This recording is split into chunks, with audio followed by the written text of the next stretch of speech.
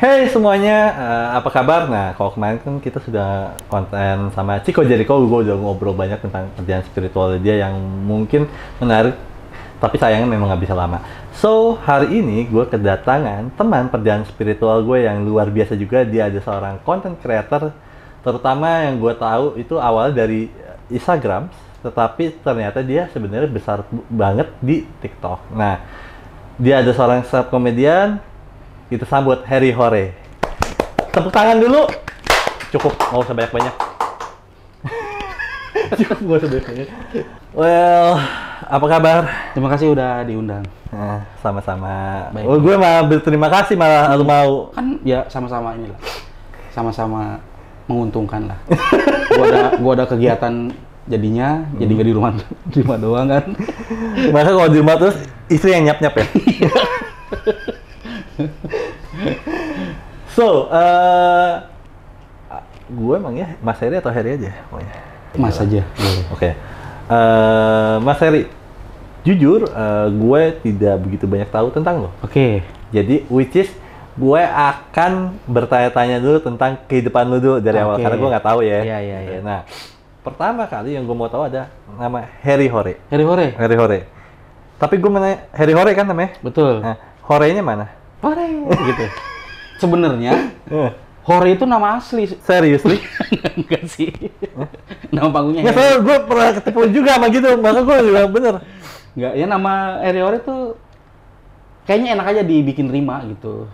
Oke. Dan dulu temen-temen gue itu menganggap di tongkrongan gue adalah orang yang paling heboh lah, suka bikin cerita-cerita. Gue Oke. dulu tuh paling gak bisa ketika temen ada sedih. Serasa ada panggilan dalam hati, gue harus bikin lu senang. Oke. Jadi hore gitu. Lo hore gitu. Oh gitu. Gitu jadi ya udah. Oke. Tapi kalau lu sedih, teman? Ninggalin. Nggak peduli. Ya gitu lah. Ini sumpah, ini benar konten yang paling berbeda banget daripada biasanya gitu ya. Nah, kalau gue boleh tarik dulu ya, karena gue nggak tahu ya. Oke. Lu, Bang, telah dari keluarga seperti apa sih awalnya? Keluarga gue tuh keluarga yang istilahnya tuh menganggap pendidikan dan kerja kantoran itu adalah hal mutlak oleh anak laki-laki. Ya. Yang mana keluarga gue adalah keluarga pedagang. Nyokap gue punya warteg, bokap gue punya nasi goreng malamnya. Jadi malam buka warteg, nyokap gue sama bokap gue, malamnya bokap gue sama nyokap gue bikin nasi goreng. Mungkin karena mereka tahu susahnya dagang, berjibaku dengan asap, kompor, segala macam, masak bumbu masakan. Dia mungkin nggak mau nih anaknya kayak gua nih, kayak orang tuanya gitu. Jadi tuh gimana gua tuh dikasih pendidikan yang lu sekolah gitu. Oke. Jadi yang tertanam di otak gua adalah gua sekolah tuh harus kerja kantoran gitu. Pendidikan zaman dulu kan seperti itu? Betul.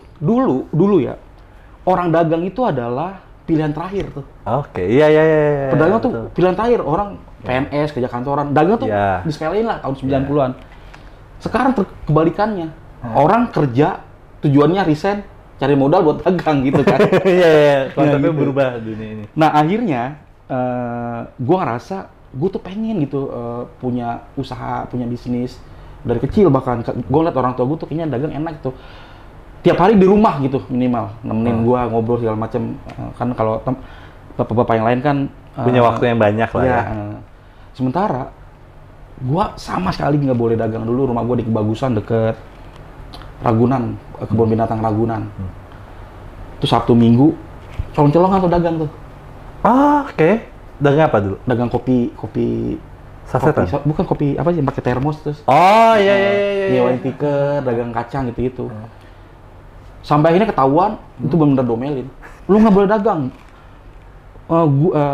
Bapak udah capek-capek nyari duit buat lu sekolah, bukan dagang gitu. Wah itu akhirnya ya udah sampai sekarang tuh keinginan itu pengen doang, jadi nggak bisa ini. Jadi secara keluarga tuh keluarga yang bukan berada banget, cuman pengen anaknya tuh melebihi posisi orang tuanya gitu.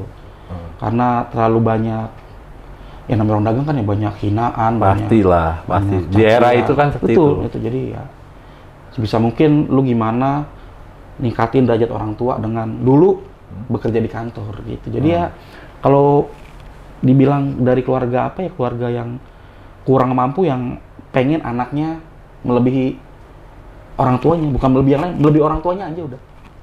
Iya. Wajar sih semua orang tua kan seperti itu. Gitu. Cuman gua ngerasa kayaknya salah pola pendidikannya.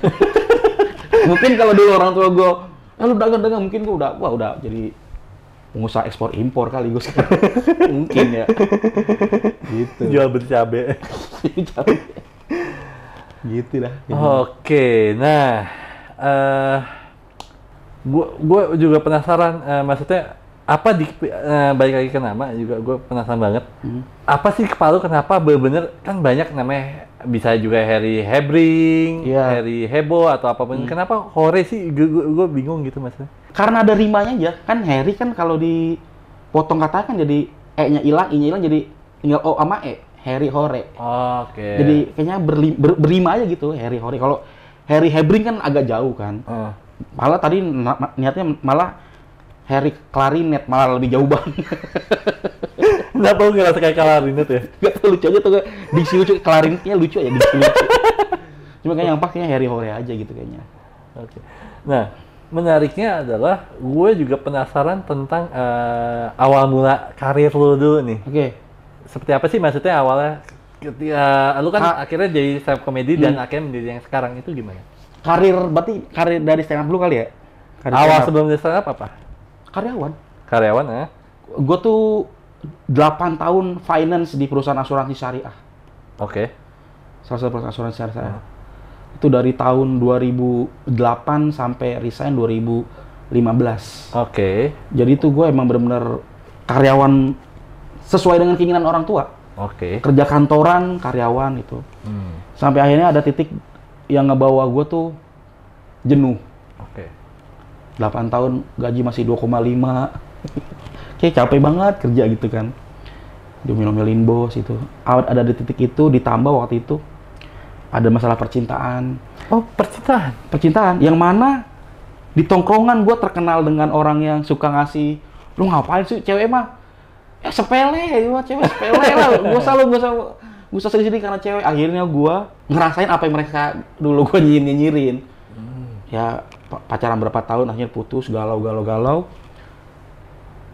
Tiba-tiba lagi galau-galau ini tuh 2012 gue ngeliat tayangan di Kompas TV, namanya Stand Up Comedy Indonesia, tuh ada kompetisinya. Kok ini orang ngomong sendiri, ngelawak sendiri, gampang nih, bisa nih gue. Awalnya gitu kan, mulai browsing, oh ini ternyata ada komunitasnya gitu. Udah akhirnya gabung komunitas Depok, Stand Up Indo Depok namanya. Udah belajar di situ, belajar stand up segala macem. Cuman kayaknya gue ngerasa itu jalan hidup gue, karena gue bener-bener gue mempraktekkan apa yang kan di tongkrongan tuh sering bercanda, sering bikin orang ketawa, senang. Nah, saat di atas panggung, meskipun pertama kali open mic namanya itu, mencoba materi berapa bulan nggak lucu-lucu, cuman kayaknya punya hal-hal yang nggak bisa nih dibeli dengan uang. Karena dulu kan open mic di kafe, kafe harus jajan. Kita ngeluarin duit, cuman seneng aja gitu. Kita ngeluarin duit seneng, cuman kok ini enak banget nih. Kita bisa menghibur orang gitu. Jadi akhirnya ditekunin aja. Dulu ya sampai berapa tahun dulu tuh cuman open mic, belum ada undangan kemana-mana. Cuman malamnya open mic, siang kerja, malam open mic, siang kerja. Udah akhirnya merasa ini jalan hidup emang kayaknya harus berubah haluan nih, nggak boleh di sini-sini terus gitu. Nah, yang gue dari omongan lu tadi menarik adalah ketika lu putus cinta. Nah, nggak apa-apa gue bahas. Nggak apa-apa. Nah, berarti kan lu yang tadinya membuat orang lain istilahnya ada mungkin positive thinking kali ya, dengan namanya percintaan, dengan namanya putus dan sebagainya. Nah, ketika lu mengalami tersebut, putus cinta, nah, apa yang lu pikirkan saat itu? Dan lu akhirnya mendapatkan pola pikir seperti apa tentang mungkin namanya tentang cinta atau ya tentang hubungan? Yang dulu gue pikirin adalah ketika gua galau nih di depan mereka yang sering galau ke gua, malu nih. Oke. Wah, malu nih gua kalau galau ke mereka. Akhirnya yang gua lakukan ya, ini bener dah, ini masih ada tayangan di YouTube. Dulu tuh 2002, dulu tuh dari 2008 acaranya masih ada sampai 2000 berapa gitu gue lupa. Tapi 2011 itu gue rajin banget datang ke Metro TV nonton live Mario Teguh. Kok jauh banget? Lu jauh banget gimana ceritanya? Jadi gue tuh galau ya, gue nggak tahu harus gimana nih. Sementara gue mau curhat ke teman malu, curhat ke orang tua nggak enak lah, malu. Akhirnya gue datang ke seminarnya Mario Teguh di Metro TV. Jadi gue dengerin Mario Teguh aja udah gitu. Itu gue tiap Sabtu Minggu pasti gue datang tuh.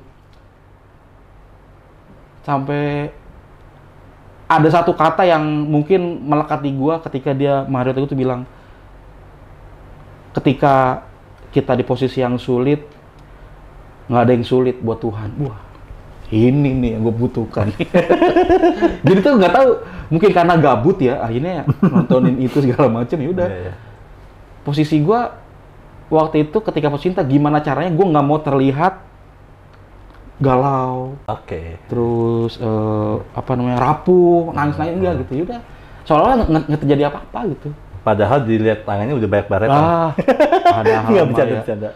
So, tadi ngomongin tentang menarik, lucu juga nih, masa lu ke motivator Mario Teguh ya. Betul. Lu nggak ada kepikiran untuk ke Ustadz, pemuka agama gitu?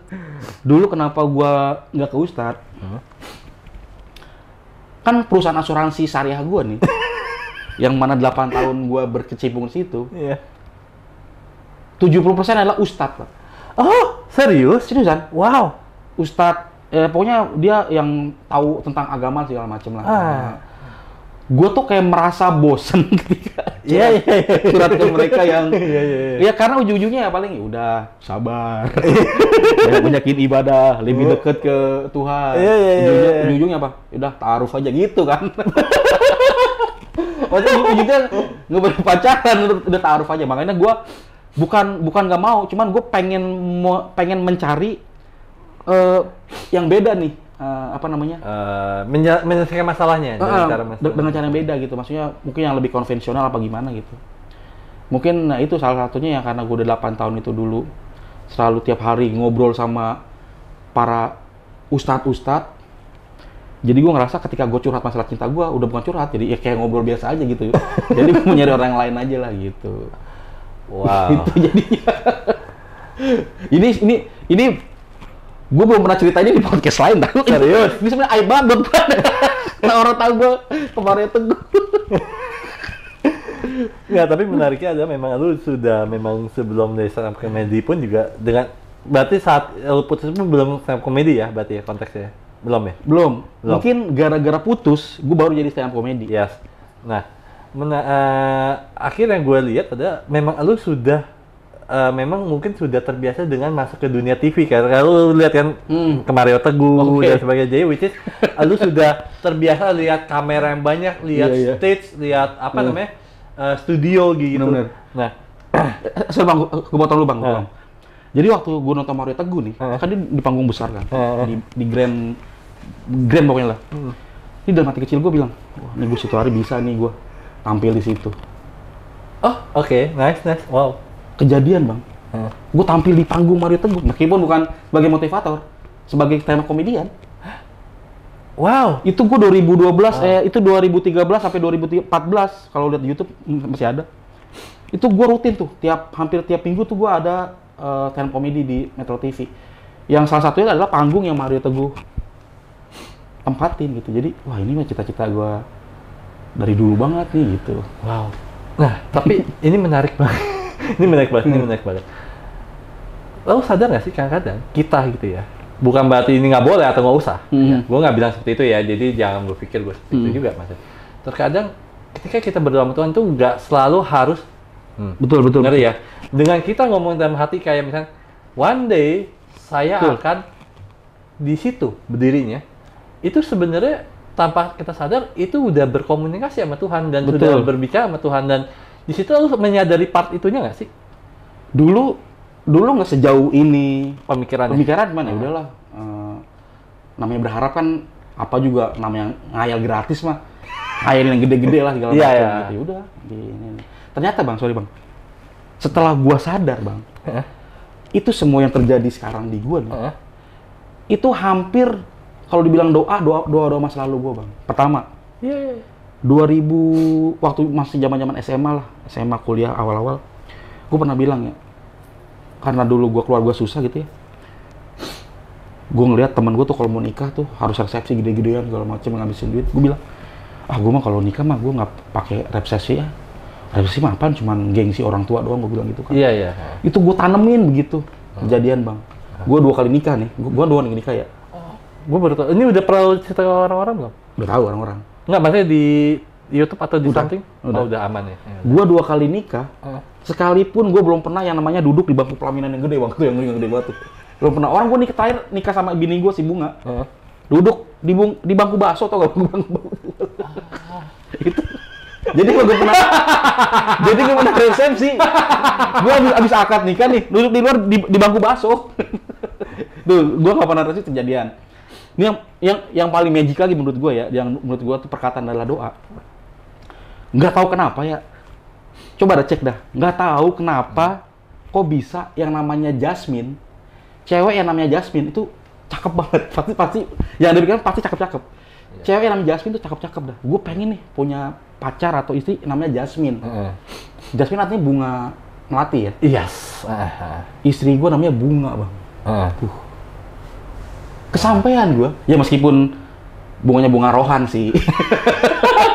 Tapi sama-sama bunga itu hal simpel yang ini kayaknya nama bunga tuh.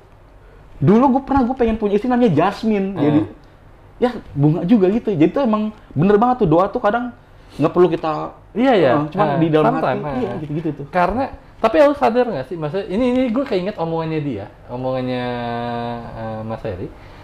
Well, kata lu bilang bahwa doa lu dulu baru terjawab sekarang. Betul. Nah, gue keinget dia ini beberapa memorial banget buat gue. Jadi supir gue yang dulu. Oke. Gue sebutnya biar tak tahu ya Pak Kardi gitu ya. Pak Kardi. Nah, dia ngomong gini, Mas tahu nggak? Doa itu kan kita sama Tuhan. Oke. Semakin kita sering doa sampai kita lupa apa yang kita doain. Betul. One day dikabulin, baru kita baru mikir, kok bisa dapetnya ini dan sebagainya. Padahal kita sudah lupa. Kadang-kadang Tuhan itu membuat kita lupa dengan apa yang kita mau. One day, satu hari itu, kita akan dikabulin dan kita akan mikir kayak nice banget ya. Nice banget, dan mungkin kita juga udah lupa kali ya dengan dengan berdoa kita. Dan menurut gue, ini menarik ya buat teman-teman ya. Harry Hore ini salah satu orang yang gue kaget banget tentang perjalanan spiritual, walaupun baru-baru ini ya, baru sebentar doang nih. Tapi menurut gue, dia mempunyai spiritual journey-nya dia tentang ketuhanan itu menarik banget, tentang apalagi tentang doa. Dan di saat itu, lu pernah nggak sih di saat momen ya, nah ini manusia ya. Kalau gue bilang gini, gue pernah ngomong ke bintang tamu juga, nggak salah. Gue lupa pernah di podcast atau pernah di kamera atau enggak. Gue ngomong gini, lo tau nggak sih bedanya Tuhan sama manusia? Tahu nggak bedanya apa? Apa tuh? Tuhan tidak punya limitasi. Betul.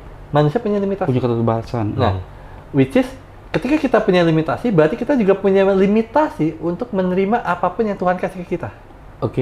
Ya dong, kayak misalnya gini, kita punya punya kekuatan untuk kayak menerima Tuhan kasih cobaan ini kasih, tapi juga kita juga punya limitasi untuk hancur juga gitu, dan itu tidak masalah. Nah, pertanyaan gue ada, lu pernah nggak satu momen, ini sebenarnya pertanyaan harus ujung-ujung tapi nggak apa-apa, gue mau nanya, jadi penasaran gak kalau ngomong gini nih, lu pernah nggak satu momen yang akhirnya lu pernah nggak satu momen kayak mungkin boleh kata bahasanya boleh marah, boleh kayak tersinggung, boleh kayak sedikit kecewa dan sebagainya sama Tuhan, pernah nggak sih satu momen gitu yang mungkin hidup lu hancur banget, pernah nggak sih momen itu?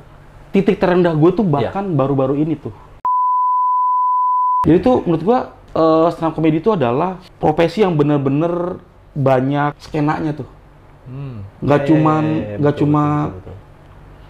cuma lu tampil di depan panggung berdiri pakai mic. Ternyata tuh lu bisa tuh manfaatin, bisa di belakang layarnya, lu jadi tim penulisnya, lu bisa misalkan jadi influencernya atau gitu. Jadi memang Itu profesi sebenarnya tuh bener-bener enak loh sebenarnya tuh, Pak. Gue ngerasa ya, komika itu adalah profesi yang paling enak loh. Lu bayangin tampil 10 menit, 20 menit, bayarannya hampir sebulan orang gajian loh. Meskipun proses-prosesnya emang panjang tuh, ada nulisnya, ada mikirnya. Pasti. Ya, itu kan istilahnya resiko pekerjaan lah gitu. Cuma secara hasil, komika tuh emang jalan keluar buat orang yang nggak punya jalan keluar kayaknya.